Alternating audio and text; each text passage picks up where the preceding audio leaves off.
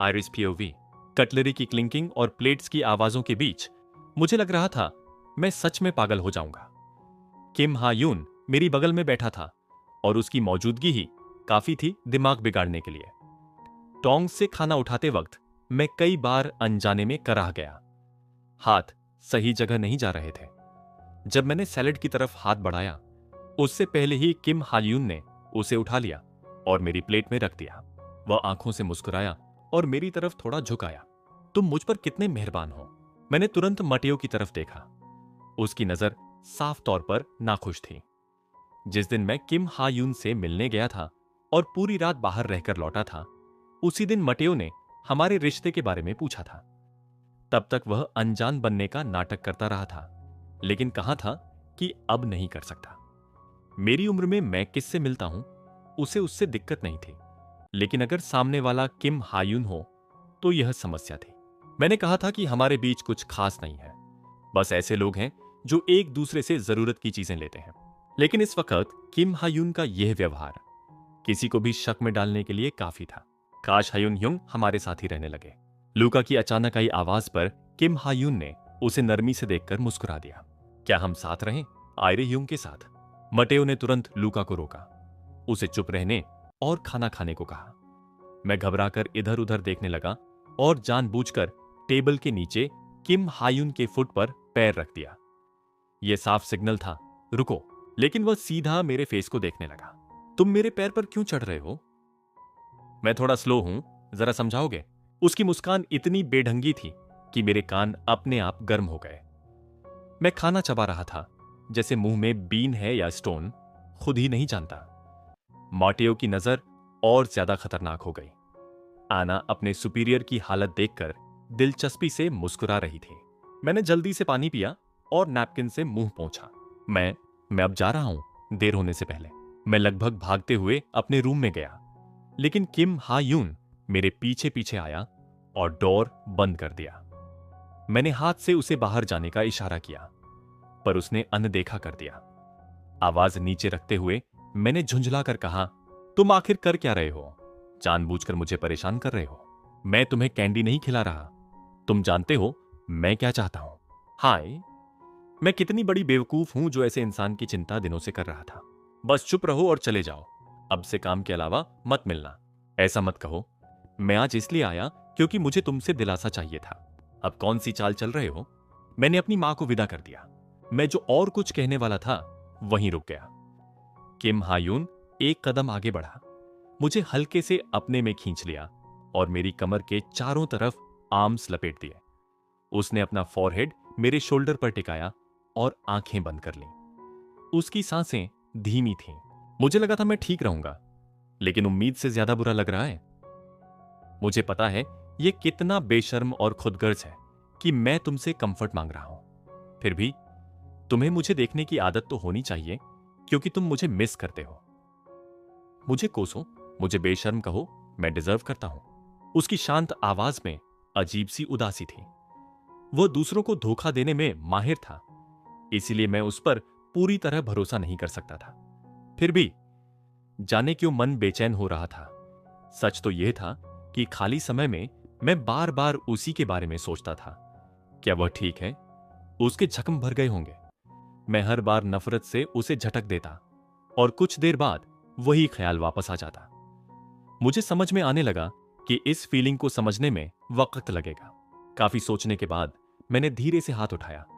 उसकी बैग को छूकर दिलासा दूं या उसे दूर धकेल दूं, इसी उलझन में था कि अचानक डोर खुल गया। मैं चौंक गया और किम हायून को पीछे धकेल दिया। उसी पल लूका की आवाज गूंजी, डैड। ह्युंग्स गले लग रहे थे। मेरा फेस सफेद पड़ गया। मैं लूका के पीछे भागा, उसका मुंह ढकने की कोशिश की, लेकिन वह गिलहरी की तरह फुर्तीला था। मटेओ हमें घूर रहा था। अना ने मुस्कान दबाने की कोशिश की। बच्चे उत्सुक नजरों से देख रहे थे। वो कपड़े किसी चीज में फंस गए थे, मैं बस मदद कर रहा था। हाँ, लूका ने गलत समझ लिया। मैंने बेकार सा बहाना बनाते हुए किम हायून को देखा, नजरों से इशारा किया कि कुछ तो कहो, लेकिन वह बेधड़क ठुड्डी उठाकर खड़ा रहा। उसका एक्सप्रेशन बेहिसाब डीठ था। पैसेंजर सीट पर बैठे किम हायून को देखते हुए मेरे मुंह से हल्की सांस निकली। मुझे लगा था वह सिर्फ खाना खाने आया है, लेकिन जिद करके कार में बैठ गया। जब उसने कहा काम की वजह से है, तो मैं मना नहीं कर पाया। उसने बताया कि कल उसने जोन डी में सर्वे टीम भेजी थी। मेजर बिल्डिंग्स की स्ट्रक्चरल इंटीग्रिटी, इंफ्रास्ट्रक्चर, बिजली पानी की व्यवस्था, कम्युनिकेशन बेस स्टेशन रिस्टोर हो जाए तो वीडियो कॉल्स भी पॉसिबल होंगी। मटेओ और बच्चे तब तक डिस्ट्रिक्ट ए में रहेंगे। यह सोचकर मुझे राहत मिली कि रोज उनके चेहरे देख सकूंगा। कुछ देर ड्राइव करने के बाद साइलेंस अजीब लगने लगी। मैंने बगल में देखा, किम हायून विंडो के बाहर देख रहा था। नजर अपने आप नीचे गई, उसके एब्डोमेन की तरफ। खाने के वक्त पेन का नाटक कर रहा था, लेकिन अब बिल्कुल ठीक लग रहा था। इतनी ध्यान से क्यों देख रहे हो? मैं चौंक गया और सामने देखने लगा। कौन देख रहा था? मैं ड्राइव कर रहा हूं। विंडो में तुम्हारा चेहरा दिख रहा था। झूठ मत बोलो। वह पोस्चर बदलकर विंडो से टिक गया और मुझे घूरने लगा। देखते रहो, मैं हैंडसम हूं, है ना? मैं स्काउल करने ही वाला था कि उसने मेरी ईयरलोब छू ली। तुम्हारे कान लाल हो गए हैं। मैं झट से हट गया। अगर ज्यादा नाटक किया तो यहीं छोड़ दूंगा। वह हंसते हुए दोनों हाथ उठा लेता है, जैसे सरेंडर कर रहा हो। ड्राइव के दौरान वह ज्यादातर चुप रहा। उसकी फ्लर्टेशियस हरकतें मुझे खलती थीं, लेकिन उसकी चुप्पी भी परेशान कर रही थी। तभी डिस्ट्रिक्ट से बाहर निकलते ही एक एक करके बारिश की बूंदें गिरने लगीं। फोरकास्ट में बारिश नहीं थी। आसमान पल भर में काला पड़ गया। मैंने सांस छोड़ी और स्पीड बढ़ा दी। तभी अचानक किम हायून ने स्टीयरिंग व्हील दूसरी तरफ घुमा दिया। कार का बैलेंस बिगड़ा, कई बार घूमी और आखिर कॉर्नर में रुक गई। मैं उसे घूरने लगा। तुम क्या कर रहे हो? उसने होंठों पर उंगली रखी, शांत। उसकी नजर विंडो के बाहर थी। मैंने भी देखा, रोड पर स्पाइक स्ट्रिप्स बिछे थे। जमीन हिलने लगी। कमीने! कार स्टार्ट करने ही वाले थे कि एक तेज आवाज के साथ बुलेट विंडशील्ड में धंस गई। इसके बाद मॉडिफाइड क्वाड बाइक्स पर लोग सामने और पीछे से आ गए। होममेड वेपन्स, नाइव्स पूरी तरह घेर लिया। ये आसपास के नोटोरियस थग्स थे, जिनसे बात करना बेकार था। मैंने गन की तरफ हाथ बढ़ाया, फिर रुका। बहुत ज्यादा लोग थे। यहां शूटआउट नुकसानदेह होता। एबिलिटी इस्तेमाल करूं? अनजाने में मैंने किम हायून की तरफ देखा। वह गन लोड कर रहा था और विंडो खोल रहा था। तुम! उससे पहले ही उसने आर्म बाहर निकाली और आगे निशाना साधा। एक तेज आवाज के साथ सामने सबसे अच्छे दिखने वाले बाइक राइडर का हेड हवा में उछल गया। मैं सन्न रह गया। ठीक है, उसने शांत आवाज में कहा, बस निकल जाओ। तुम सीरियस हो? हां, मुझ पर भरोसा करो।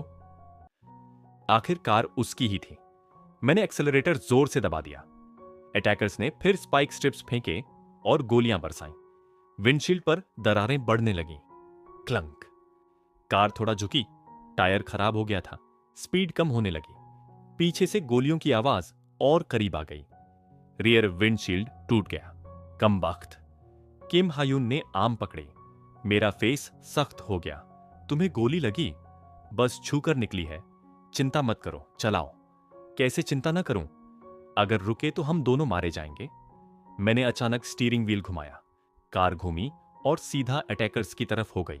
एक पल के लिए बुलेट्स हवा में थम गईं। फिर वे वापस उन्हीं पर पलट गईं। चीखें, गिरते शरीर, बाइक्स टकराईं। केओस फैल गया। किम हायून ने मेरा शोल्डर पकड़ा। रुको! उसी पल मेरे अपर लिप में जलन हुई। हाथ लगाया तो ब्राइट रेड ब्लड था। उसने तुरंत हैंडकरचिफ निकाला और मेरी नाक के पास रखा। उसका एक्सप्रेशन जटिल था। अटैकर्स भाग रहे थे और हमारे बीच भारी साइलेंस फैल गया। आईरेस पीओवी डिस्ट्रिक्ट बी पहुंचते ही वह धीमी गति से चलती कार पूरी तरह रुक गई। हम दोनों पूरी तरह भीग चुके थे, बिल्कुल ड्राउन्ड रैट्स की तरह। कार से बाहर निकलते ही मैंने एक गहरी साई ली और उस व्रेक्ड ऑटोमोबाइल को देखा। कुछ ही पलों में एक बिल्डिंग से एक आदमी बाहर आया। वह एक मैकेनिक था जो इसी इलाके में रहता था। हम एक दूसरे को काफी समय से जानते थे। लॉन्ग टाइम नो सी। मैंने सुना था तुम डिस्ट्रिक्ट ए में काफी अच्छा कर रहे हो, पर यह सब कैसे हुआ? उस आदमी ने मेरी और किम हायून की तरफ बारी बारी से देखा। उसने पूछा कि यह जेंटलमैन कौन है, क्या मैंने कोई नया दोस्त बना लिया है। फिर वह उस कीमती कार की हालत देखकर अफसोस करने लगा। जब उसने कहा कि रिपेयर करने में 1 दिन लगेगा, तो मैंने आसपास किम हायून को ढूंढा। वह अगली बिल्डिंग के एक आदमी से सिगरेट उधार मांग रहा था। उसकी आम से खून बह रहा था जहां बुलेट उसे छूकर निकली थी। क्या तुम्हारा दोस्त हर्ट है? क्या तुम्हारे पास मेडिसिन और बैंडेजेस हैं? रुको, मैं अभी लाता हूं। जब वह आदमी अंदर गया, मैं किम हायून के पास पहुंचा। इससे पहले कि वह उसे जला पाता, मैंने उसके हाथ से सिगरेट छीन ली, उसे मालिक को वापस किया और उसे बिल्डिंग के कोने में सीढ़ियों की तरफ ले गया। जल्द ही मैकेनिक बाहर आया। उसने बैंडेजेस और मेडिसिन थमाई और वापस चला गया। अपनी शर्ट उतारो। किम हायून ने बिना एक शब्द कहे अपनी शर्ट उतार दी। मेरी नजर उसके एब्डोमेन पर बंधी गॉज पर पड़ गई। वह अभी पूरी तरह हील नहीं हुआ था। मुझे हैरत हुई कि उस हालत में भी उसने गन कैसे चलाई। शुक्र है कि आम का जख्म गहरा नहीं था, जैसा उसने कहा था। वह बस एक ग्रेज था। मेडिसिन लगाने और बैंडेज लपेटने के बाद मैंने ध्यान से देखा कि कहीं कोई और इंजरीज तो नहीं है। जब हम पहली बार मिले थे, उसका बॉडी पोर्सलेन की तरह स्मूथ था, एक भी स्कार नहीं था। लेकिन मुझसे मिलने के बाद उसे यहां वहां सिर्फ जख्म ही मिले थे। अपने अंदर की कड़वाहट को छुपाते हुए मैंने उसे उसकी शर्ट वापस दी। इसे पहन लो। नहीं, ये वेट है, अभी बदलने के लिए और कोई क्लोथ्स नहीं है। मैकेनिक अंदर से चिल्लाया कि कपड़ों की चिंता न करें। बातों बातों में मुझे उससे कुछ साफ कपड़े मिल गए और मैंने पास में रुकने की जगह के बारे में पूछा। उसने बताया कि थोड़ी दूर पर एक खाली घर है। वहां उसकी ग्रैंडमदर रहती थीं, पर हाल ही में उनकी डेथ हो गई थी। मैंने अपनी बैक पॉकेट से पैसे निकाले, कीमत चुकाई और हम वहां से निकल गए। तुम काफी रिसोर्सफुल इंसान हो। किम हायून की बात पर मैंने बस सर हिला दिया। अगर मैं उससे न मिला होता तो शायद आज भी लोगों के छोटे मोटे काम करके पैसे कमा रहा होता। कुछ ही सालों में मेरी जिंदगी की नींव हिल गई थी। शुरुआत में मुझे लगा था कि वह मेरे लिए किसी डिजास्टर की तरह आया है, पर अब नतीजे देखकर अक्सर लगता था कि शायद ऐसा नहीं था। जैसे ही हम उस घर पहुंचे जिसका जिक्र मैकेनिक ने किया था, किम हायून के माथे पर बल पर डेच गए। मुझे भी वैसा ही महसूस हुआ। वह पुराना घर ऐसा लग रहा था जैसे कभी भी कोलैप्स हो जाएगा। वहां का एटमॉस्फेयर काफी ईरी था। ऐसा लग रहा है जैसे उन्होंने अपनी दादी का ख्याल रखने के बजाय उन्हें यहां लॉक कर दिया था। वह बुरा इंसान नहीं है, उसकी साइड मत लो। मैं काफी देर से अनकंफर्टेबल महसूस कर रहा हूं। क्यों? तुमने उस आदमी को अपने फ्रंट टीथ कितनी बार दिखाए? मैंने उसे एक डिस्गस्टेड एक्सप्रेशन के साथ देखा। फिर से वही फ्रंट टीथ वाली बात। क्या तुम थकते नहीं? तो फिर मुझे भी अक्सर दिखाया करो, ओके? उसने अपनी फिंगर टिप्स से मेरी चिन के नीचे एक पपी की तरह सहलाया। मैंने उसका हाथ झटकते हुए उसे घूरा। फिर मैंने दरवाजा खोला और अंदर गया। अंदर का नजारा उम्मीद से काफी बेहतर था। वहां एक छोटा स्टोव था, एक पुराना पर कंफर्टेबल सोफा और खिड़की के सामने एक रॉकिंग चेयर थी। अंदर की साफ सफाई उस बूढ़ी औरत की पर्सनैलिटी बयां कर रही थी। मैं सीधा बाथरूम की तरफ गया और नल खोला, पर पानी छींटे की चाल की तरह धीरे निकल रहा था। वहां एक बाथटब भी था। डिस्ट्रिक्ट ए के उलट डिस्ट्रिक्ट बी में बाथटब्स का इस्तेमाल अक्सर इमरजेंसी वाटर स्टोर करने के लिए होता था। मैं सोच ही रहा था कि यह अच्छा हुआ, तभी किम हायून मेरे पीछे आकर खड़ेदा हो गया। क्रैम्प्ड है, पहले तुम वॉश कर लो। मैं इस हालत में कैसे वॉश कर सकता हूं? उसने अपनी इंजर्ड आर्म मेरी तरफ उठाकर दिखाई। उसके एब्डोमेन पर बंधी गॉज वाटरप्रूफ थी, लेकिन आर्म वाली नहीं। इसका मतलब साफ था, अगर उसे नहलाना था तो मुझे ही यह करना पड़ेगा। मैंने आसपास कोई प्लास्टिक ढूंढने की कोशिश की ताकि आर्म को रैप कर सकूं, लेकिन कुछ भी काम का नहीं मिला। आखिरकार मुझे उसके साथ बाथरूम में जाना ही पड़ा। पानी छिटकेगा? मैंने कहा। अपने क्लोथ्स भी उतार दो। ठीक है, उसने बिना झिझक जवाब दिया। वैसे भी पूरा भीगा हुआ हूं। मैंने उसे बाथटब में बिठाया, पर अपने लार्ज बिल्ड की वजह से वह वहां काफी तंग महसूस कर रहा था। मुझे हंसी आ रही थी, लेकिन मैंने खुद को रोक लिया और सोप से लादर बनाया। मुझे डर था कि वह फिर से फ्रंट टीथ वाली बात उछाल न दे। जब मैं उसके हेयर वॉश कर रहा था, नेकेड होने की वजह से वह पूरी तरह एक्सपोज था। मैंने ना देखने की कोशिश की, लेकिन खुद को रोक नहीं पाया। उसका जेनिटल्स इरेक्ट होकर उसके स्टमक से लगा हुआ था। उसे ढकने के लिए जब मैं बीच में टॉवल लाया तो उसने अपना सिर घुमाकर मुझे घूर लिया। मैं तुम्हें अपना चाम दिखा रहा था, क्यों? मैंने उसके चेहरे पर पानी उछाल दिया और उसे शोर न मचाने को कहा, मगर वह ऐसे मुस्कुरा रहा था जैसे उसे यह सब पसंद आ रहा हो। तुम इतना हंस क्यों रहे हो? तुम मेरे साथ तभी अच्छे से पेश आते हो जब मैं पेन में होता हूं। काश मेरी आर्म ही ना होती। क्या मैं इसे काट दूं? मैंने उसे डांटा कि ऐसी बेतुकी बातें न करे। मुझे डर था कि यह क्रेजी आदमी सच में कहीं जाकर अपना हाथ न काट ले। इसके बाद मैं बाहर आया, कपड़े पहने, उसके छक्म को एक बार फिर चेक किया और उसके वेट हेयर को टॉवल से पोंछ दिया। सोफा के सहारे आंखें बंद किए बैठे किम हायून को देखकर वह किसी बिग डॉग जैसा लग रहा था। वह शांत था। उसके मेसी हेयर उसके फॉरहेड को ढक रहे थे और उनके नीचे लंबी आईलैशेस और एक प्रोमिनेंट नोज साफ दिख रही थी। इस तरह देखने पर उसका फेस कितना हैंडसम लगता है, मगर इसे अपना मुंह खोलना ही क्यों पड़ता है? तभी मेरी नजर उसके कान के ऊपरी हिस्से पर एक छोटे से स्कार पर गई। वही निशान, मेरी चलाई हुई बुलेट का। उसे इस तरह छुपकर देखते हुए मुझे गिल्ट हुआ और मैंने उसे टॉवल थमा दिया। कैप्टन बाकी खुद ड्राई कर सकते हैं। और तुम्हारा क्या? क्या मैं तुम्हें वॉश करूं? ठीक है, मेरी आर्म ठीक है। अगर चक्कर आई तो मुझे बताना। मुझे समझ आ गया कि वह मेरे नोज ब्लीड के बाद से मेरी फिक्र कर रहा था, भले ही उसने दिखाया नहीं। उसके मुताबिक यह एक्सेसिव ब्रेन एक्टिविटी की वजह से था। अगर यह बढ़ता तो इसका असर मेरे लंग्स और हार्ट पर पड़ता और मैं पहले की तरह खून की उल्टियां करके फेंट हो सकता था। कोई नहीं जानता था कि मेरी बॉडी कितना एंड्योर कर सकती है। हे, उसका इस्तेमाल मत करना जब तक कि कोई ऐसा ना हो जिसे तुम सच में मारना चाहते हो। मैं चौंक कर उसे देखने लगा। क्या वह इंसान मैं था? मैं बिना कुछ कहे बाथरूम की तरफ मुड़ गया। पीछे से उसकी बड़बड़ाहट सुनाई दी। क्या वही वो आदमी था जिसे मैं मारना चाहता था? मगर मैंने जवाब नहीं दिया। सच ये था कि मैं कहना चाहता था कि अब वह ऐसा नहीं है, पर उसे चिढ़ते हुए देखकर मुझे मजा आ रहा था। हाथ मुंह धोते हुए शीशे के सामने खड़ा हुआ तो मैंने मुंह खोला।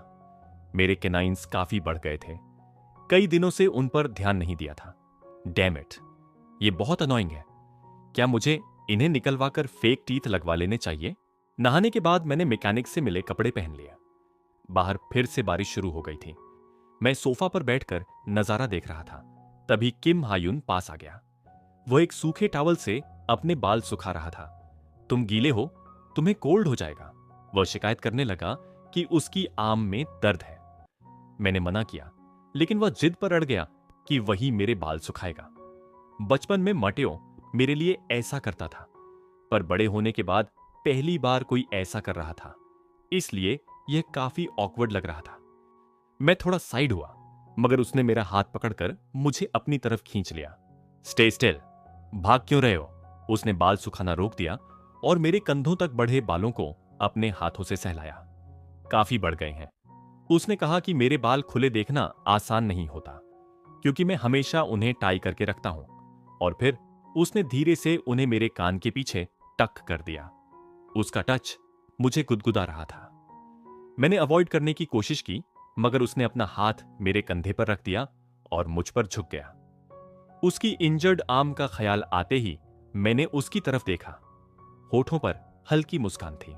हटो, तुम हैवी हो। ठंड लग रही है। बाहर बारिश में भीगने की वजह से मुझे चिल्स महसूस हो रहे हैं। Liar, I am serious. मुझे टच करो। उसने मेरा हाथ पकड़कर अपने फॉरहेड पर रखा। क्या इसे बुखार है? मेरे चेहरे पर संदेह देखते ही वह मेरा हाथ नीचे ले गया और अपने फर्म एब्डोमेन पर रख दिया। कैसा है? काफी हॉट है ना? मैं हाथ पीछे खींचने लगा, मगर उसने अपना चेहरा मेरी गर्दन में छुपा लिया। हर बार जब उसके लिप्स मेरी स्किन को छूते, मेरे कान गर्मी से लाल हो जाते। मैंने उसे धकेलने की कोशिश की, तभी उसने कुछ अनएक्सपेक्टेड कह दिया। Want to have sex? मैं सन्न रह गया और उसे घूरने लगा। Are you crazy? इस बार उसका हाथ मेरी थाई पर गया और वह सटली ग्रोप करने लगा। ऑनेस्टली, तुम भी हॉर्नी हो, मुझे तुम्हें रिलीव करने दो। अब उसका हाथ मेरे क्रॉच पर था। जैसे ही मैंने उसे थप्पड़ मारा, उसने दर्द का नाटक किया और मेरी चिन के अलोंग अपनी tongue slowly traced. How does that feel? उसकी आवाज नीची थी। वह मुझे उकसाने लगा, फिर मेरे लिप्स पर अपनी टंग ड्रैग करने लगा। Open up, that's the only way it will go inside. मैंने जिद में मुंह बंद रखा तो उसने अपनी फिंगर अंदर ले जाने की कोशिश की। चिढ़कर उसने उसे वापस खींच लिया। उसकी फिंगर टिप पर खून देखते ही मैं घबरा गया और उसे खुद से दूर धकेल दिया। इसीलिए मैंने कहा था, मत करो। किम हायुन ने अपनी उंगली का खून चूसा, फिर मेरी चिन थामकर मेरे होठों को किस किया। मैंने रेजिस्ट किया, लेकिन संतुलन बिगड़ गया और मैं पीछे गिर पड़ा। वह तुरंत मेरे ऊपर आ गया। उसकी टंग अंदर सरक आई, मेरे मुंह के हर कोने को धीरे धीरे एक्सप्लोर करती हुई। जैसे ही वह उन कैनाइंस से टकराई जिन्हें मैंने फाइल नहीं किया था, मुंह में खून का मेटेलिक टेस्ट फैल गया। मैंने उसे धक्का दिया, लेकिन उसने अपनी लोअर बॉडी मुझ पर प्रेस करते हुए हिप्स को धीमी रिदम में मूव किया। मेरा इरेक्ट कॉक दब रहा था और मेरा पेशेंस अब टूटने के कगार पर था। जब हमारे होठ अलग हुए, उसके लिप्स खून से स्टेन्ड थे। सलाइवा निगलते ही गले में खून की एक फिशी स्मेल भर गई। ऐसा लगा जैसे वह सीक्रेट, जिसे मैं अब तक छुपाए रहा था, अचानक एक्सपोज हो गया हो। मैंने नजरें फेर लीं। आयर। उसकी आवाज लो और हेवी थी। मैं मना कर पाता उससे पहले ही उसके लिप्स फिर से मेरे पास आ गए। इस बार वह मेरे कान के पास झुका और बहुत धीमे से फुसफुसाया, बाद में बताना, विच टेस्ट्स बेटर, माई ब्लड और माई कम?